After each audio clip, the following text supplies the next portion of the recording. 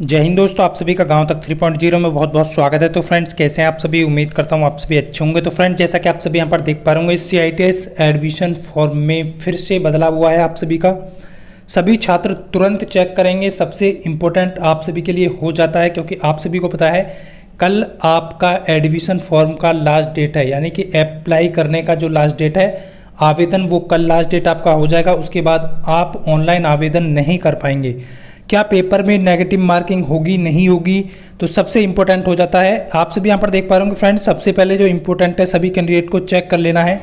जितने भी कैंडिडेट ने, देखिए पहले आप सभी को पता है कि एक्सपीरियंस का कोई भी ऑप्शन नहीं आ रहा था, फिर आप जो है एक्सपीरियंस का ऑप्शन भी शो करने लगा। उसके बाद आप अपलोड कर रहे थे तो आपको जो है प्रिंट आउट में एक्सपीरियंस वाला कॉलम आपको नहीं दिखाई दे रहा था। बट फ्रेंड्स, अब आप प्रिंट आउट करेंगे तो आपको एक्सपीरियंस वाला ऑप्शन दिखाई देगा।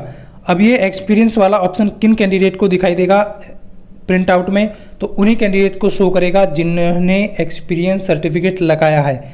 अब किन कैंडिडेट के लिए बहुत ज़रूरी हो जाता है एक्सपीरियंस और किन कैंडिडेट के लिए, ये मैं पिछले वीडियो में भी बता चुका हूँ। तो इसलिए जितने भी कैंडिडेट ने यहाँ पर एक्सपीरियंस या अप्रेंटिस अपलोड किया है एक्सपीरियंस वाले ऑप्शन में, वो तुरंत जाकर के लॉगिन करके एप्लीकेशन व्यू पे जाकर के आप प्रिंट आउट ले सकते हैं। इस चीज़ का यहाँ पर ध्यान रखेंगे। तो ये एक नया बदलाव है जिसमें आपका जो है आपका जो प्रिंट आउट होगा उसमें एक्सपीरियंस अपलोडेड दिखाई देगा। तो ये हो गया एक तो नया बदलाव। और इसमें फ्रेंड्स सबसे मेन जो है वो एक्सपीरियंस जो है वो किन कैंडिडेट के लिए है।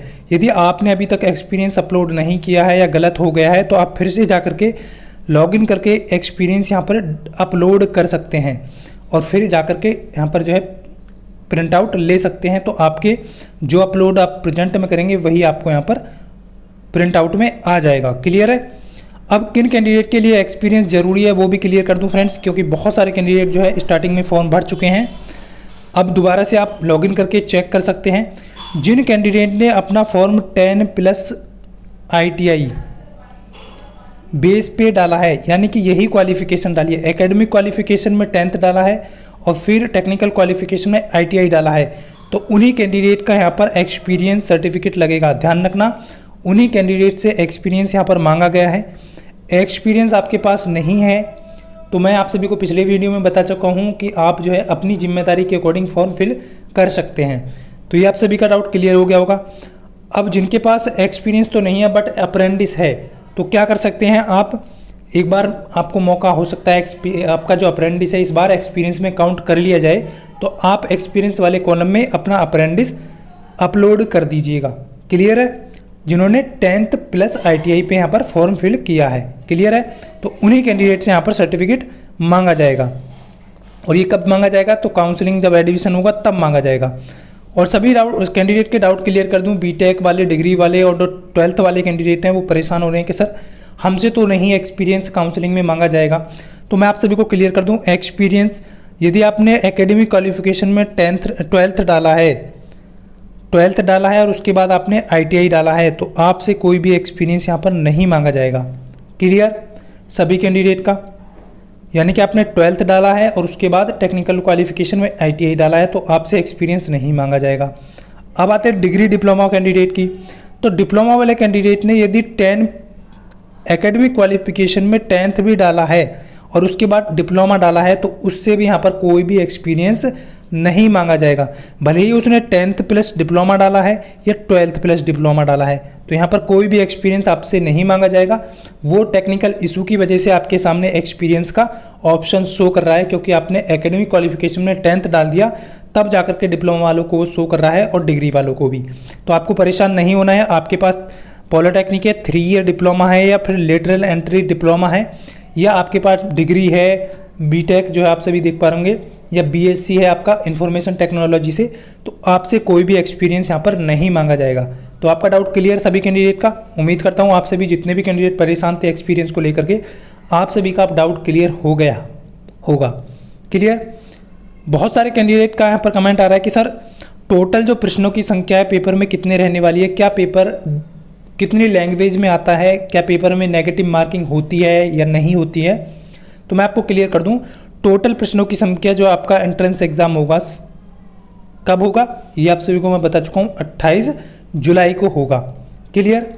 अब इसमें नेगेटिव मार्किंग होगी या नहीं होगी, तो कोई भी गलत प्रश्न का अंक यहाँ पर नहीं काटा जाएगा। इस चीज़ को यहाँ पर ध्यान रखना है फ्रेंड्स, कोई भी नेगेटिव मार्किंग नहीं है, आपको सारे क्वेश्चन अटैम्प्ट करने हैं। और यहाँ पर एक चीज़ का विशेष ध्यान रखें कि पेपर की जो लैंग्वेज होगी वो दोनों हिंदी और इंग्लिश दोनों लैंग्वेज में आपको पेपर देखने को मिलेगा। क्लियर है, तो आप जैसा चाहें ऐसा पढ़ करके आप पेपर दे सकते हैं। और अब मैं आप सभी को बता चुका हूं कि 75 आपके जो है टेक्निकल ट्रेड से पूछे जाने वाले हैं, जिस ट्रेड के लिए आपने फॉर्म अप्लाई किया है। क्लियर।